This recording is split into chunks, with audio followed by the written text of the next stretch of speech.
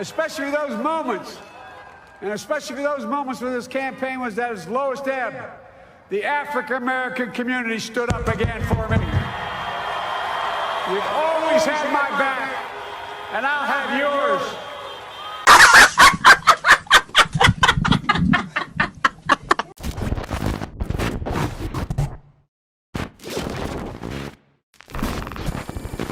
After winning the presidency, Biden promised to have the backs of Black Americans for voting him into office. And now, as we head into year 3 of Biden's presidency, it appears that one way of having Black America's back is by delivering more symbolic gestures. A gesture that for sure won't equate to closing the black-white wealth gap, let alone address any of the other ills Black America needs addressed by way of a comprehensive Black agenda. If you are expecting anything tangible from coming out of voting blue no matter who, you can forget about it. But what Black Americans will get as a reward, particularly the good Black folks of South Carolina, you brothers and sisters will now not only have the opportunity to simply vote blue no matter who, but to vote blue no matter who first. The Democratic Party could shake up which states go first on the presidential primary calendar. The DNC's Rules and Bylaws Committee is meeting tomorrow to discuss making changes to the order. In previous years, Iowa, New Hampshire, and Nevada have been at the top slots, but multiple states, including Michigan and Minnesota, are now jockeying for that first-in-the-nation status. So for more on this, let's bring in CBS News reporter Sarah Ewald-Weiss, who joins us now at the desk. Sarah, good to see you.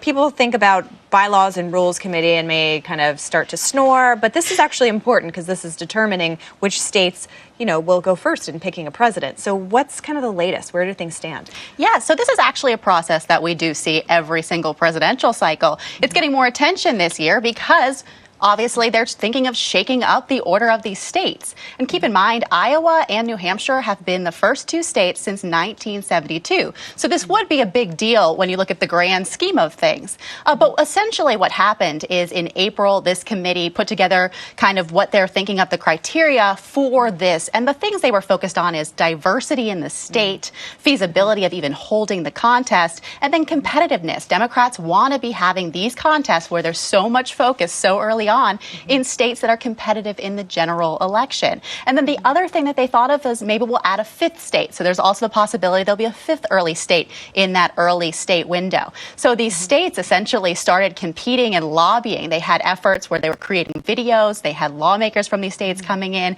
and lobbying to be one of the first states. And this process really played out in June where they made their presentations. We thought there could be some decisions made over the summer, but then it was kicked back till after the midterm. So now we're in the process where they'll gather, they'll have their conversations, they'll make their recommendations, and then those states will then go to the DNC for a full vote. 2 states that have come up in this is Michigan, for one. It had a really good midterm for Democrats. And then Minnesota, both of those had huge active lobbying efforts. Members I spoke to said those are the front runners for moving up into this early window of states. And then the other state to keep an eye on, Nevada. Nevada has the backing of the Congressional Black Caucus and the Congressional Hispanic Caucus PACs. They talk about it in terms of diversity. It already is an early state, but it could be one of the first states now as opposed to 3rd as it was last cycle. That's right, brothers and sisters. You get first dibs on voting blue no matter who. And Biden even wrote a letter to the DNC Rules and Bylaws Committee stating that Black Americans are the backbone of the Democratic Party, and for that, it is time for them to move up to the front of the line. In the letter, Biden stated, "I would like to commend you for the hard work you've put in over the course of the last 2 years. As I shared with your co-chairs, Jim Roosevelt Jr. and Minion Moore, earlier in the week, and as you gather to consider changes to the Democratic Party's nominating calendar, I want to be clear about the principles I believe we as a party should allow to guide our process. Number 1, we must ensure that voters of color have a voice in choosing our nominee much earlier in the process and throughout the entire early window. As I said in February 2020, you cannot be a Democratic nominee and win a general election unless you have overwhelming support from voters of color, and that includes Black, Brown, and Asian and Pacific Islander voters. You should not not be the Democratic nominee and win a general election unless you show working class Americans that you will fight for them and their families. For decades, black voters in particular have been the backbone of the Democratic Party, but have been pushed to the back of the early primary process. We rely on these voters in elections, but have not recognized their importance in our nominating calendar. It is time to stop taking these voters for granted, and time to give them a louder and earlier voice in the process.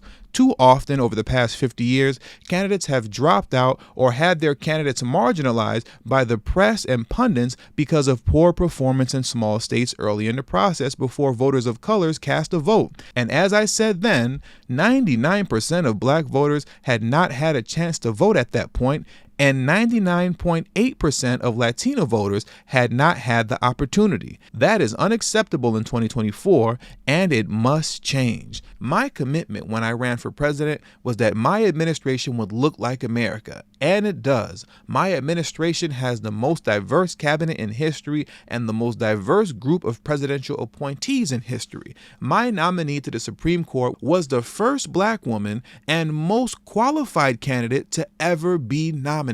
Now, after Biden wrote that letter on behalf of Black America, the DNC Rules and Bylaws Committee swiftly voted for South Carolina to be number one. Democrats voted Friday to remove Iowa as the leadoff state on the presidential nominating calendar and replace it with South Carolina starting in 2024, a dramatic shakeup championed by President Joe Biden to better reflect the party's deeply diverse electorate. The Democratic National Committee rule-making arm made the move to strip Iowa from the position it has held for more than 4 decades after technical meltdowns sparred chaos and marred results of the state's 2020 caucus. The change also comes after a long push by some of the party's top leaders to start choosing a president in states that are less white, especially given the importance of black voters as Democrats' most loyal electoral base. Now, before we end this out, I just want to take a moment to highlight this last paragraph because this right here speaks volumes as to why Black America continues to fail miserably on the political stage as it pertains to actually getting something tangible for your votes outside of nonsensical symbolism. Discussions on prioritizing diversity drew such impassioned reaction at the committee gathering in Washington that DNC Chair Jamie Harrison wiped away tears as a committee member, Donna Brazil, suggested the Democrats had spent years failing to fight for black voters. Do you know what it's like to live on a dirt road? Do you know what it's like to try and find water that is clean? Do you know what it's like to wait to see if a storm is going to pass you by as your roof is still intact? Brazil asked. That's what this is about. Black Americans have been voting blue no matter who since 1964, and these are the conditions that you are still living in South Carolina? You see, the embarrassing part of it all, with Donna Brazil stating, and I quote, "That's what this is all about," shows that she genuinely believes that black South Carolinians voting blue no matter who first is somehow going to change all of the things that she was just complaining about that's going on in South Carolina. And this man, Jamie Harrison, was literally wiping away tears as she was saying this. This man was literally crying because he believes that voting blue no matter who first is actually going to solve the ills of Black America. And you know, the reason that this is so important for me to point out is because many of us tend to think that these people are just willingly selling out Black America like Jim Clyburn.